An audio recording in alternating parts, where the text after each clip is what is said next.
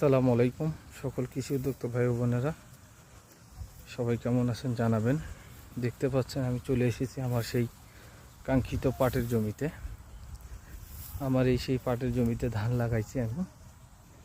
তো আমি আপনাদেরকে বলছিলাম যে কৃষি জমিগুলোকে আমরা চাষের আওতায় রাখবো, যাতে চাষবাস করে দুইটা টাকা আমরা বেশি ইনকাম করতে পারি, বেশি ফসল ফলাতে পারি।